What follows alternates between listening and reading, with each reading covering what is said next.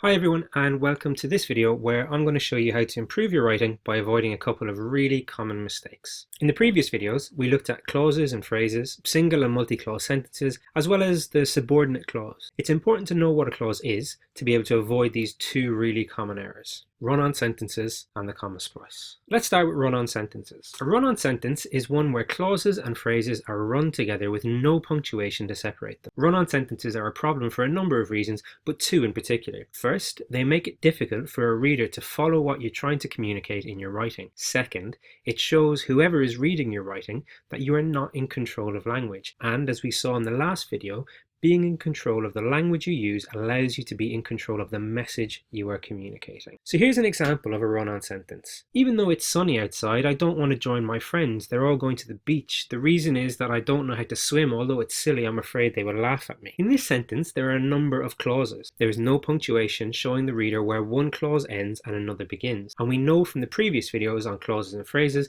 that they must be separated from each other. So let's break this down. We can identify a clause because it has a subject and a verb. Let's give each clause a different color. The first clause is even though it's sunny outside. We know it's a clause because it has a subject.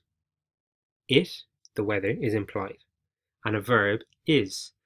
But the subordinating conjunction at the beginning, even though, makes it a subordinate clause because it needs an independent clause to help it make sense. The independent clause is, I don't want to join my friends. This helps the subordinate clause make sense now, but we still need a comma between them. Even though it's sunny outside, I don't want to join my friends. The next clause, they are all going to the beach, is also an independent clause, so again, it needs to be separated from what comes before it. There are a few options here. The best is probably a full stop, but because this independent clause and the previous one are linked by topic, we could use a semicolon. The next clause is, the reason is I don't know how to swim. This one can quite safely be separated from what comes before it and after it by a full stop. And then we've got the last one. Although it's silly, I'm afraid they will laugh at me. The although it's silly part could be belonging to the previous clause, but when we read through and work it out, we see that although it's silly refers to thinking people will laugh rather than the not being able to swim part. As you can see, the absence of punctuation can really impact upon the meaning you are trying to convey to your reader.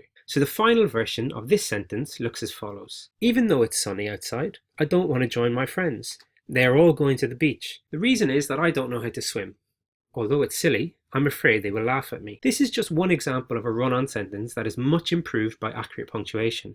And if you're preparing for an exam, this is something that examiners pay attention to when they are marking work. The second error is something that people often do when trying to avoid run-on sentences. Often people decide that they need to use a comma, but don't necessarily know where it goes. The comma splice is an error when a comma is used to separate two independent clauses. For example, I hate the dentist, I don't want anyone putting a drill near my teeth. We can see that there are two independent clauses here. There's two subjects and two main verbs. I hate and I don't. They need to be separated somehow, so sometimes people just throw a comma in. This is incorrect, and it is an example of the comma splice. This is where a comma is used to separate two independent clauses. You could use a coordinating conjunction, one of the fanboys. I hate the dentist for I don't want anyone putting a drill near my teeth. You could even use a full stop. I hate the dentist. I don't want anyone putting a drill near my teeth. Or you could use a semicolon. I hate the dentist. I don't want anyone putting a drill near my teeth.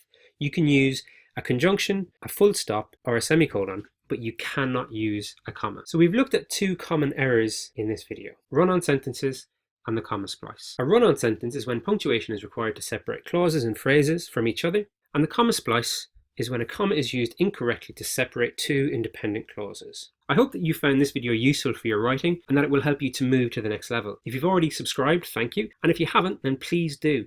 Also, feel free to leave a comment and maybe suggest some topics that I could cover in some more detail in future videos.